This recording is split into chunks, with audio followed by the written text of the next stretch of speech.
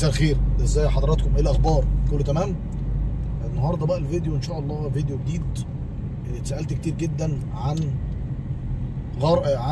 محور جمال عبد الناصر. اتسالت كتير عن محور جمال عبد الناصر، فلازم اوريك. اولا ده بدايه محور جمال عبد الناصر. تمام؟ بدايه المحور بتاع جمال عبد الناصر راسك من ظهر كده طريق دائري. اولا لازم قبل ما نتكلم عن محور جمال عبد الناصر نعرف ان التجمع ليه 4 محاور عشان تخش. محور جمال عبد الناصر، محور السادات، ومحور وشارع 90 وطريق السويس. ده احد اهم المحاور الموجوده في التجمع. كده بدايتنا على يميننا كده غرب الجولف والقطاميه هايتس، دي اول حاجه هتقابلنا. دي القطاميه هايتس، دي بدايته. تمام. محور جمال عبد الناصر عشان الناس كتير جدا سالتني في الجروب بخصوص ايه محور جمال عبد الناصر ده، ما حدش عارفه. محور جمال عبد الناصر في مناطق غرب عربيلا و3/4 وعمارات الحي الخامس برضه على شمالنا. كل ده بجانب قدام شويه نرجس عمارات والنرجس الجديده والدبلوماسيين، وبعد كده كومباوند الامراضه وكومباوند الباجي، وفي كام كومباوند في الطريق، وكام كثافه سكانيه كبير جدا. وده احد النهارده البدايل للتسعير الجنوبي عشان تبقوا فاهمين برضه. انا فاهمكم الموضوع ماشي ازاي عشان هو طبعا محور كبير جدا ماسك ما بين الطريق الدائري في ظهرنا بطول موازي شارع 90 لحد ما نوصل تقاطع التسعير الجنوبي مع محور جمال عبد الناصر، وبعد كده بيبدا طريق النصر، ممكن يوصلنا على التسعير الجنوبي، وبعد كده بنكمل لغايه بقى الرحاب والتجمع الاول والمناطق الياسمين وبنفسك والحاجات دي كلها، وبرضه رايح على مفيده او رايح على هايد بارك. كل ده في طريقنا. كل ده اللي احنا فيه ماشيين فيه ده محور جمال عبد الناصر. كل اللي جنبنا اللي على يميننا ده كل ده القطاميه هايتس. كل ده القطاميه هايتس. الطريق قدامنا على الشمال هنا مقر الجهاز القديم، جهاز التجمع القديم، بس خلاص هو اتحد ونزل وهيطلع مكانه اعتقد جراج متعدد طوابق. جراج متعدد طوابق. بعد كده هنلاقي المدرسه المصريه للغات هنا على يميننا. منطقه ساكنه وعايشه طبعا، دي من اقدم المناطق الموجوده في التجمع يعني. منطقه ساكنه وعايشه بقالها سنين. تمام. هنكمل على طول زي ما احنا في المحور.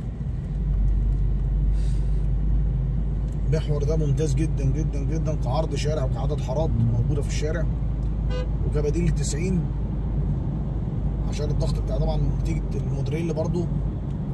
الشارع مبقاش كبير وعليه ضغط طبعا 90 عليه كبير جدا، عليه ضغط كبير جدا شارع 90. احنا مكملين دلوقتي.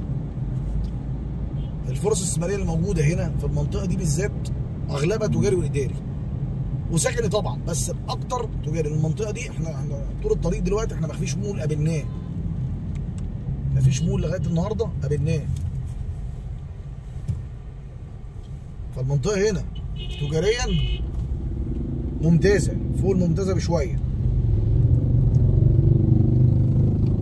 على شمالنا هنا الحي الرابع. الحي الرابع فيه جزء فيلات وجزء اسكان حكومي. هنطلع هنا الكوبري. لو نزلنا من تحت الكوبري هنخش على الجامعه الالمانيه. هنطلع الكوبري، اول مول هيقابلنا في الطريق كله مول ارابيلا بلازا. ده اول مول.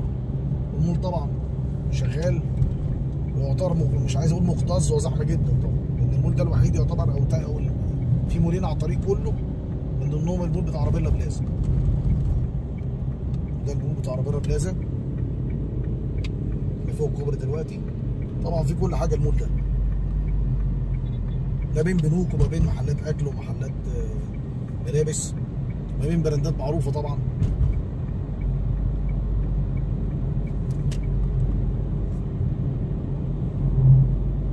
كل ده احنا على الطريق.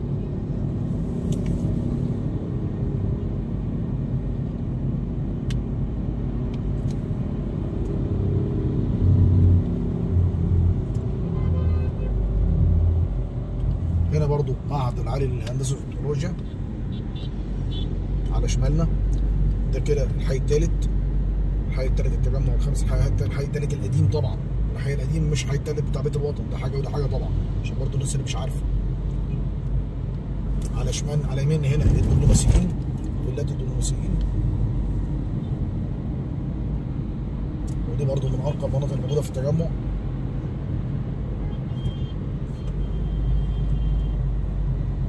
في كوبري قدامنا هنطلعه دلوقتي، هننزل او ممكن ما نطلعش الكوبري. قبل ما نطلع الكوبري نخش كده عشان اوريكم. هنكمل هنرجع تاني برضه جمال عبد الناصر. الحته اللي جايه دي هتبقى مهمه جدا برضه، من الحتت اللي انا بحبها جدا في التجمع يعني، لان ده تقاطع محور طلعت حرب مع جمال عبد الناصر. التقاطع اللي جاي ده انا مش هطلع الكوبري عشان عايز اوريكم تحت الكوبري الدنيا عامله ازاي.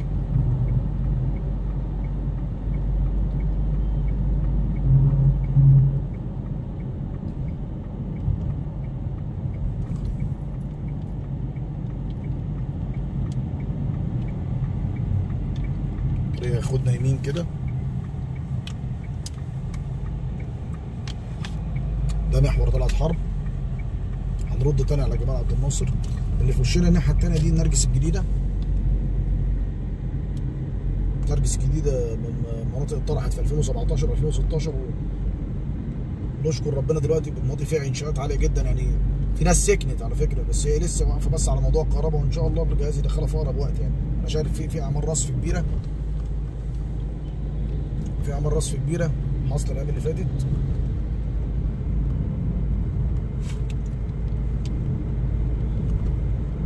كل دي نرجس الجديده. انا عايز اوريكم المنطقه دي عامله ازاي، عشان كده قصد بالذات اخش على المنطقه دي. المنطقه دي فيها فرص استثماريه بعد كده ليكم الناس اللي بتفكر تشتري. انا دايما لما بفكر اشتري مثلا في مول في اي مكان بدور المنطقه اللي حواليها عامله ازاي، هتقوم امتى، دي تفرق كتير جدا. اللي في وشنا هناك المبنى اللي هو البرتقاني ده، دي جامعه الالمانيه لازقه في اللي يعتبر من نرجس الجديده. وده جريكس، كومباوند جريكس ده اللي عاملاه برضه القطاميه هايتس، اصحاب القطاميه هايتس. كومباوند شبه انشاءات يعني لحد كبير، في نسبه كبيره جدا من انشاءاته يعتبر خلاص، يعتبر شبه خلص. هو هتلاقي حتى الانشاءات جوه كويسه جدا في وش النرجس الجديده. دي النرجس الجديده كلها اللي على يميننا، وده الدبلوماسيين الناحيه الثانيه. منطقه يعني مستقبلها واعد جدا جدا جدا جدا. هي طبعا اوريدي هي ساكنه، ولكن انا بقول اللي جاي كمان هيخلي المنطقه دي في حته ثانيه، سواء في انشاءات او مولات او كومباوندز براندات تقيله. كل الكلام ده بيفرق. الاسامي الكبيره لما بتخش اي مكان خلي بالكم يا جماعه بترفع المكان وبتعلي اسعاره جدا جدا جدا.